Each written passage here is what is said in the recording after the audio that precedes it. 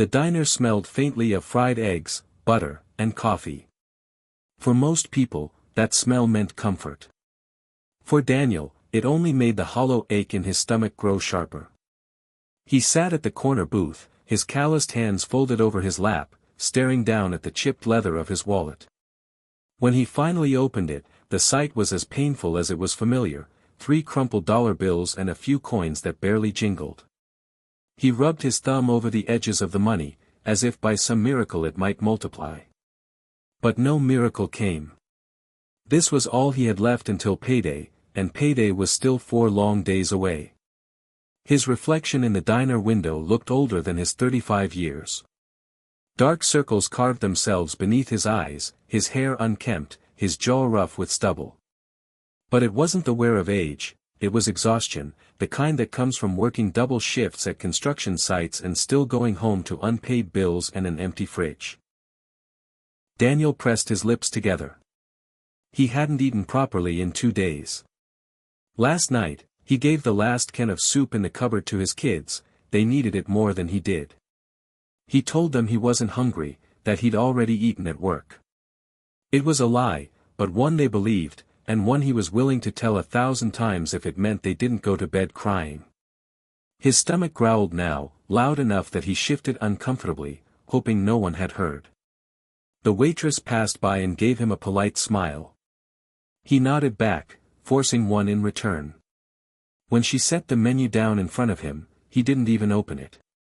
He already knew what he could afford, the cheapest thing on the list. A sandwich. Nothing fancy. Just bread, a thin slice of ham, maybe a leaf of lettuce. It wouldn't fill him, but it would quiet the gnawing hunger for a while. He picked up his wallet again and stared at the bills. If I buy this sandwich, that's it. No bus fare. No emergency money. Nothing left. A wave of shame washed over him. He was a father. He was supposed to be strong, dependable, the man who could provide.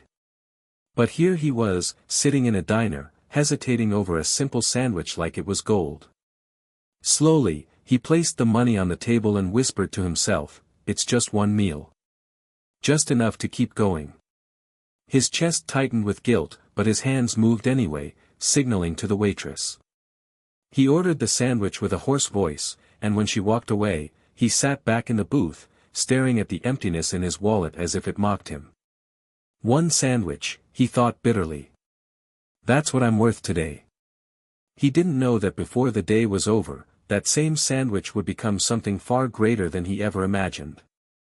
Daniel sat in silence, his eyes fixed on the empty napkin dispenser in front of him, trying not to think about the ache in his stomach. The hum of the diner buzzed around him. Clinking cups, the sizzle of bacon on the grill, the low murmur of conversations, but none of it really reached him. He was lost in his thoughts until a sound cut through the noise. It was faint at first, almost drowned out by the clatter of dishes, but it grew sharper, more piercing, a child's muffled sob. Daniel lifted his head.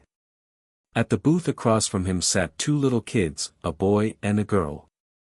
The boy couldn't have been older than 7, his thin shoulders slumped forward, while the girl looked even younger, maybe 4, her small fists rubbing at her eyes as she cried. Their clothes were wrinkled and a little dirty, as though they'd been worn too many days in a row. A half-empty glass of water sat in front of them, but no food. Daniel frowned, his chest tightening. Where are their parents? He looked around the diner. Waitresses hurried from table to table, balancing trays of steaming plates. A cook shouted an order from behind the counter. But no one seemed to notice the children. Or maybe they noticed and chose to ignore it. The little boy leaned toward his sister, his voice a soft whisper Daniel almost couldn't hear. "Don't cry, Emma. Mama will come back. She said she would." The girl sniffled, her cheeks wet. "But I'm hungry." The word stabbed through Daniel like a knife. His stomach growled again, but this time he barely felt it. He was staring at them, his heart aching. The boy reached out and held his sister's hand across the table. His face was too serious for a child, his small jaw clenched as though he was trying to be strong for her. Just a little longer, okay? Daniel swallowed hard. His throat felt dry. He knew that look, the desperation in their eyes, the way the boy was trying to be brave for his sister. He'd seen it in the mirror at home, in the faces of his own kids when he'd had to tell them, not tonight, maybe tomorrow. Suddenly, the sandwich he had just ordered didn't feel like food anymore. It felt like a choice. A choice between easing his own hunger for a moment or easing theirs. The waitress set a plate down on Daniel's table, pulling him back to reality. The sandwich sat there, simple and warm, steam rising faintly from the bread. His stomach tightened at the sight, but his gaze drifted back to the children. The little girl had rested her head on her brother's arm now, her eyes half closed from exhaustion and hunger. Daniel's hands shook slightly as he touched the edge of his plate. He had no idea yet, but he was about to make a decision that would change not just their day, but his life. The sandwich sat in front of Daniel, its scent teasing his senses. Toasted bread, melted cheese, and a thin slice of ham. It wasn't much, but right now, to him, it looked like a feast. His empty stomach clenched, begging him to take just one bite. But his eyes kept drifting back to the two children across the diner. The little girl had gone quiet, but not because she wasn't hungry anymore. Her brother had wrapped an arm around her, whispering something Daniel couldn't quite hear, his small face etched with worry. The boy's eyes flickered toward the kitchen door, as if hoping their mother would appear any second. But she didn't. Daniel picked up half of the sandwich. His fingers trembled. The bread was warm against his skin, the smell almost unbearable. He hadn't eaten in days. His body screamed at him to take a bite, just one bite. But then, the little girl whimpered softly in her sleep, and something inside Daniel broke. He thought of his own daughter, Lily, at home. He remembered the night she had crawled into his lap, her tiny voice asking, "Daddy, why don't we ever have enough food like other kids?" He had hugged her tightly, hiding the tears in his eyes. He told her, "Because Daddy is saving up for something special." It wasn't true. The truth was harsher, he was barely holding everything together. Daniel blinked hard, his vision blurring. Slowly, he set the sandwich back down. He looked at it one last time before he pushed the plate away from himself, almost as if it had burned him. His hands shook as he picked up the sandwich again, this time with purpose. His chair scraped against the floor as he stood, drawing the brief attention of a few customers. He walked across the room, his steps heavy but determined, until he reached the booth where the children sat. The boy's head shot up, startled. His little sister stirred, blinking up at the stranger standing beside their table. Daniel crouched down so he was eye level with them. He offered a gentle smile, though his heart was pounding in his chest. Without a word, he carefully placed the sandwich on the table in front of them, sliding the plate toward the middle. The children's eyes widened. The girl gasped softly, while the boy stared at the food, then at Daniel, as if trying to understand why.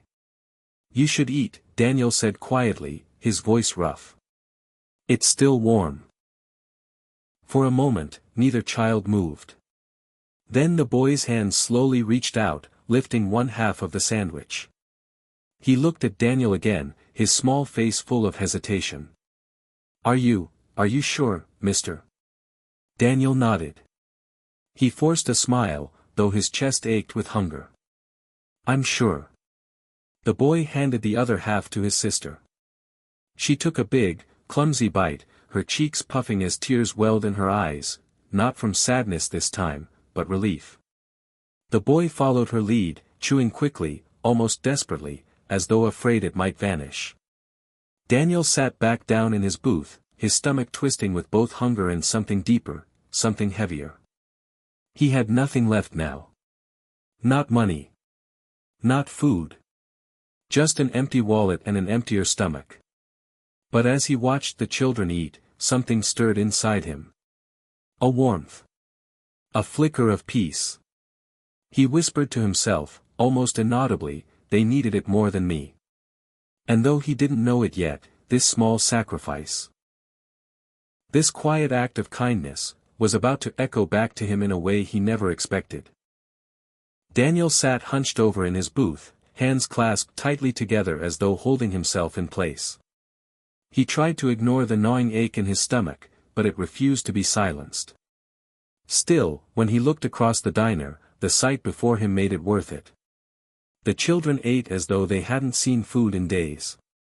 The little girl took messy bites, crumbs falling onto her lap, while her brother tried to chew slowly, though his eyes betrayed his hunger. They kept glancing at each other, making sure the other had enough, sharing in silence the way siblings do when they have nothing else but each other. Daniel felt his throat tighten. He didn't regret it, giving away his only meal. Yet deep inside, there was a sting. Not from the hunger, but from the helplessness. He hated that this was all he could give. One sandwich. Just one sandwich in a world where they probably needed so much more. He dropped his gaze to the table, staring at the scratched wood as if it could hide the heaviness in his heart. Then he heard it. A soft voice. Small. Innocent. Right beside him. Daniel lifted his eyes, startled. The boy had slid out of his booth and now stood shyly near his seat. His little sister, still chewing, watched with wide eyes as her brother tugged gently at Daniel's sleeve. Daniel blinked. "Hey there, you okay?" he asked softly. The boy didn't answer right away. Instead, he leaned closer, standing on tiptoe, his lips near Daniel's ear.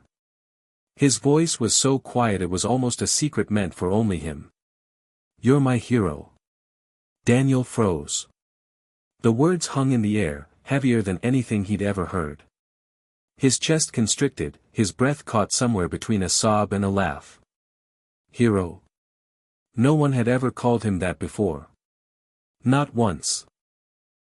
He thought of the nights he sat at the kitchen table, head in his hands, trying to figure out how to stretch a paycheck that never stretched far enough.